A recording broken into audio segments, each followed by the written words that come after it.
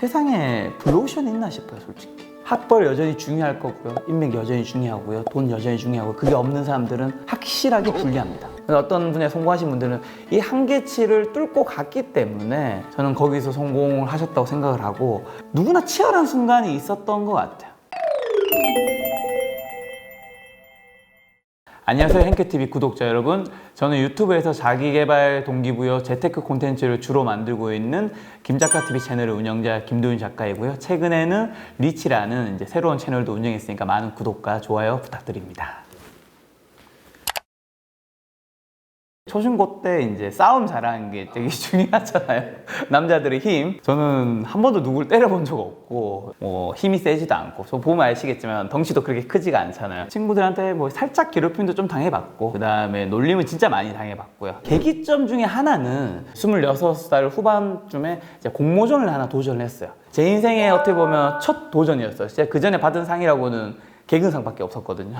그때 전국 공모전에 금년 관련된 공모전이었는데 한 550개 팀이 참가를 했어요. 한 3, 4개월 동안 하는 거였는데 제가 그때 인생 살면서 처음으로 가장 미친 듯이 열심히 뭔가를 했던 거예요. 사실 저는 첫 번째 내는 책의 제목이 날개가 없다 그래서 뛰는 거다였고, 밑에 부제가 뭐였냐면 학벌이 없다 그래서 뛰는 거다, 인맥이 없다 그래서 뛰는 거다, 돈이 없다 그래서 뛰는 거다였거든요. 그 비유적인 의미로 날개라는 걸 썼던 거였는 건데, 학벌 여전히 중요할 거고요, 인맥 여전히 중요하고요, 돈 여전히 중요하고, 그게 없는 사람들은 확실하게 불리합니다. 그러니까 저는 여기서 말씀드리고 싶은 뭐냐면, 그게 불리하다는 걸 제발 깨달았으면 좋겠어요.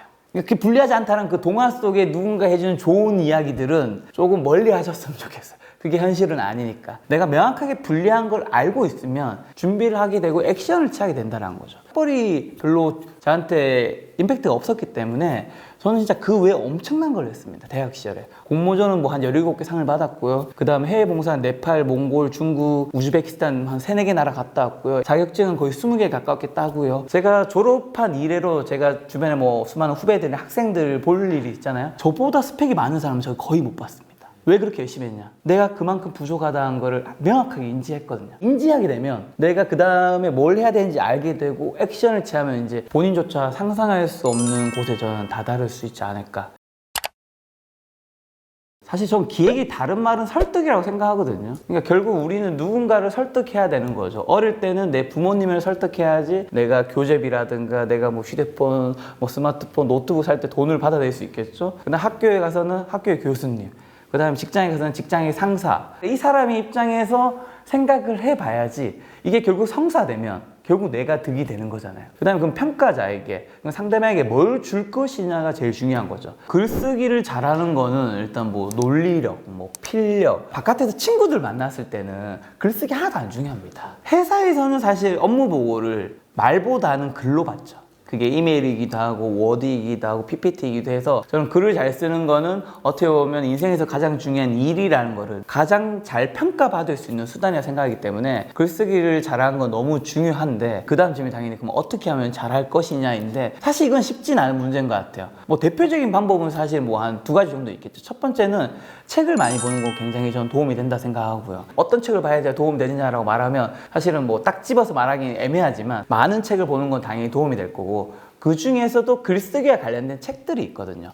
그런 것들을 보시는 게 당연히 도움이 될 거라고 생각을 하고요. 그 다음에 2번째는 어떻게 보면 자기가 써봐야 되는 거죠. 일기는 사실은 어떻게 보면 본인 위주로 보잖아요. 남한테 잘 안 보여주잖아요. 남이 보면 막 싫어하잖아요. 그러다 보니까 글쓰기 실력이 발전하기가 좀 쉽지가 않습니다. 왜냐하면 글이라는 거는 우리가 출판사에서 책을 내면 처음 온 거보다 나중에 나온 편집된 완성본의 책이 훨씬 좋나요? 아니면 떨어지나요? 무조건 더 좋죠. 왜냐하면 검토, 나 혼자 검토도 아니고 나 출판사 편집부, 마케팅부 다 검토, 피드백 해서 완성본이 나오니까. 글쓰기 실력이 높아지려면 저는 네이버 블로그라든가 인스타그램이라든가 이런 식의 글을 써보면 팔로워 분들이 있잖아요. 그분들이 좋아요를 눌러주는 숫자라는 게 있잖아요. 그게 피드백이 될 수 있거든요. 내가 어떤 거를 올렸을 때 모두가 똑같이 좋아요 50개 받는 거 아니잖아요. 좋아요 50개 받고 어떤 거 200개 받아요.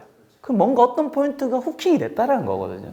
그런 식으로 피드백을 받아들여서 업그레이드하는 방식이 있는 것 같고, 세부적인 팁을 한 가지 드리면, 어떤 말을 하잖아요. 예를 들면 제가 뭔가 이야기 듣고 난 다음에 감동했습니다. 2번째 줄에 또 감동을 한 거예요. 그래서 감동했습니다. 근데 또 감동했습니다. 이거는 글이 잘못 쓰여진 거죠. 감동이라는 단어를 네이버에 적어보면요, 비슷한 말이 뜨거든요. 뭐 감동이라는 거에 비슷한 말로. 그러면 치환하는 거죠. 그 단어들을 바꾸는 것만으로도 그 받아들이는 독자분들이 훨씬 더 색다르게 느낄 수 있거든요. 사실 유튜브 썸네일에서도 비슷한 말들 많잖아요. 근데 그걸 치환하는 것만으로도 글쓰기 실력이 굉장히 높아진다. 처음 영상을 올린 건 2018년 10월 29일에 김작가TV에 첫 영상을 올렸는데, 사실은 유튜브로서 돈을 번다기보다 책의 마케팅에 좀 도움이 되지 않을까? 과거에는 콘텐츠가 텍스트밖에 없었으니까 책을 봤던 거고, 그게 인스타그램의 이미지로 왔고, 그 다음에 영상이 유튜브로 왔던 거잖아요. 그러니까 많은 분들이 사실 콘텐츠를 소비 안 하고 있는 건 아니거든요. 근데 콘텐츠가 이미지와 영상으로 오니까 사람들이 옛날에 그거 어떻게 보면 좀 재미없게 느끼고 지루하고 혼자 힘을 다 봐야 되니까 그걸 안 보게 된 거죠. 소비자들이 그럼 상대방 입장에서 똑같이 소비하고 있는 게 영상이라면, 나는 작가라는 직업도 영상을 만들어야 되는 게 현 시대의 작가이지 않을까? 우리 대학교 때 교환학생 어학연수 막 갔다 오잖아요. 그게 보통 짧게는 6개월, 길게는 1년 정도 갔다 오신단 말이죠. 저는 그만큼의 기간을 유튜브에 한 번쯤 쏟아보는 거는 훨씬 더 본인에게 큰 보상과 피드백으로 돌아올 수 있다고 생각을 해요. 어학연수를 갔다 오는 거라든 교환학생은 내가 언어를 좀 더 잘하고 그 현재를 경험하는 거겠지만, 유튜브에서 내가 만약에 6개월, 1년 동안 해서 구독자가 뭐 30만, 50만이 되면 시장에서의 내 몸값 자체가 달라질 수도 있고, 이 경험을 한번 꼭 노려봤으면 좋겠고, 그 많은 분들이 이때쯤에 이런 얘기를 하겠죠. 레드오션 아닙니까? 지금 너무 공급자가 많다. 대한민국 5천만 시장은 한계인데 세상에 블루오션이 있나 싶어요, 솔직히. 첫 번째는 시간이 걸린다. 김작가TV에서 저는 이제 인터뷰를 그래도 다른 일반 사람들보다는 잘한다 생각하거든요. 그러면 이제 제가 어떤 비법을 뭔가 말씀드려요. 딱 그분 듣고 난 다음에 내일부터 탁 저보다 훨씬 잘한다? 그게 가능할까요? 그러니까 세월이란 게 쌓인 게 있는, 그 경험이란 게 있어서 다르다고 생각하고, 두 번째는 그 특별함을 한 군데서 안 찾으셨으면 좋겠어요. 그러니까 저는 여기서 디테일이 중요하다고 말씀드리고 싶은데, 결국 유튜브라는 건 기획, 촬영, 편집이잖아요. 유튜브 촬영장 갔을 때 가장 좋은 최적의 환경은 김작가TV였다고 확신을 합니다. 왜냐하면 제가 수많은 촬영장 가보고 수많은 카메라 다 써보고 하나씩 만든 거고, 계속해서 다른 데 갈 때마다, 그리고 제가 다른 방송 보면서도 업그레이드 한 거거든요. 기획에서 편집까지 그 큰 4단계, 세부적으로는 그 수십 단계에서 내가 부족한 것들을 채우려고 노력하면서 보니까 저는 그게 특별함이 되지 않을까. 그 카피에서 좀 중요한 것 중에 하나는, 영상이 뭐 20분짜리, 뭐 10분짜리가 있잖아요. 그걸 다 요약하면 안 됩니다. 정말 그냥 평범한 문장이 나올 수밖에 없어요. 부동산 경매 얘기도 할 수 있고, 뭐 아파트 청약 얘기할 수도 있고, 그 다 담으면 담을수록 카피가 매력적인 게 떨어져요. 그 다음에 중요한 건 사실은 내가 좋아하는 썸네일을 안 하는 게 중요하죠. 제가 그 영상 클릭하는 거 아니거든요. 그러니까 시청자들이 많이 클릭할 만한 걸 골라야 되는 건데, 저 같은 경우는 주변 사람들한테 항상 물어보거든요. 다 던져서 다수결로 제가 번호를 매겨요. 유튜브 하신 분 들어야 됩니다. 무조건 3개 정도는 만들어야 됩니다. 그 영상을 지금 찍었어요. 한 2시간 동안. 편집 과정도 거치고 얼마나 고생을 하세요. 근데 썸네일 하나에 따라서 조회수가 올라가냐 낮아가냐 결정되거든요. 그럼 이제 1번이 제일 많아요. 그럼 3번이 두 번째야. 그럼 1, 3, 2 순서대로 해놓는 거예요. 딱 올렸는데 데이터가 별로 좋지 않아. 그럼 교체하는 거죠. 데이터 또 좋지 않아. 교체하는 거죠. 그렇게 해서 저는 계속 매일 노가다 작업하고 있습니다.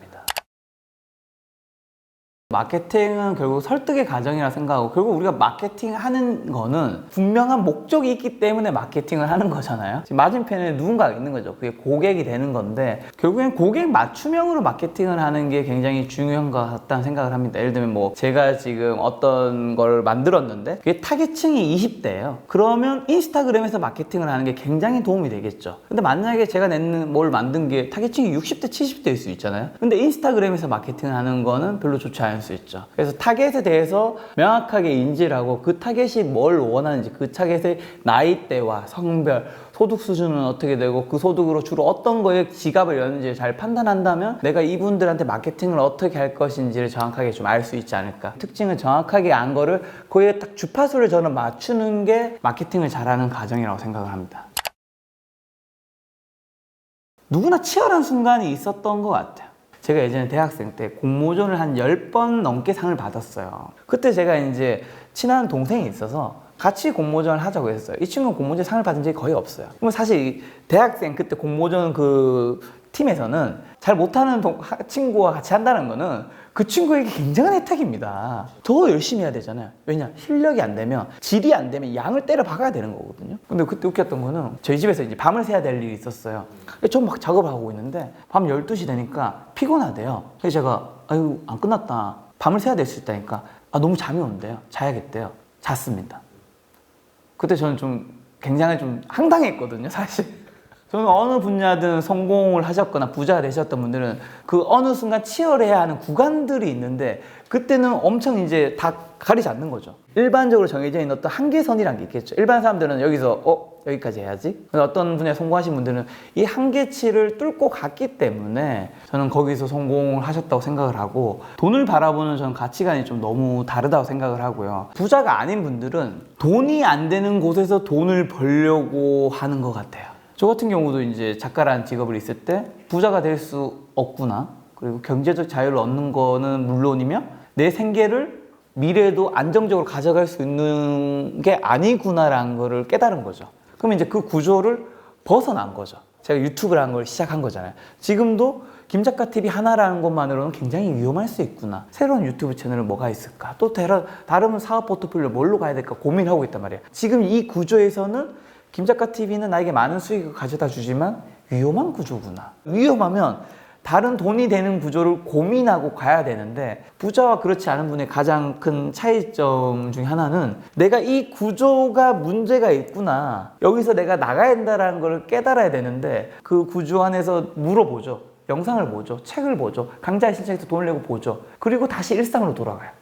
그 일상의 수레바퀴에서 문제가 있어서 지금 새로운 걸 찾았는데 다시 돌아가니까 부자가 되기 힘든 구조가 아닐까. 오늘 하루 열심히 살자가 제 목표거든요. 그냥 어차피 제가 미래의 방향이나 이런 게 없는 사람이 아니기 때문에 오늘 하루 내가 얼만큼 열심히 살았느냐가 저는 미래의 제 그 가고자 하는 방향으로 저를 이끌어준다 생각하고요. 여기서 많은 분들이 오해하시면 안 되는 거는 오늘 하루 열심히 살았냐가 반드시 일만 하시라는 얘기가 아니라, 술 마실 때는 술 진짜 맛있게 많이 드시고요. 친구들 놀러 갈 때는 놀러 열심히 가시고, 해외여행 갔을 때 해외여행 집중하시고, 데이트할 때 데이트하시고, 일할 때는 일 진짜 미친 듯이. 제가 세상 살아보고 수많은 사람 인터뷰해봤는데 괜찮은 사람은 많지 않은 것 같아요.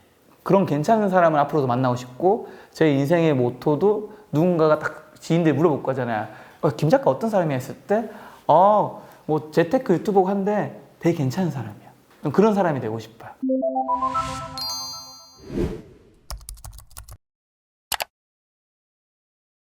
제 나름대로 솔직한 얘기 다 드린 것 같고, 여기서 도움 받으실 수 있는 이야기 있으면 본인 삶에 잘 적용하셨으면 좋겠고, 제 이야기가 진리가 아니고 제 이야기에서 뭔가 부족하거나 느낀 것들이 있으면 또 다른 분 통해서 본인한테 적합한 것들 가져오면 된다고 생각하고요. 그리고 플러스로 제가 또 앞으로 더 보고 싶은 분들은 저희 김작가TV와 리치 채널이 있습니다. 많은 구독과 좋아요 부탁드리도록 하겠습니다. 불러주셔서 감사합니다.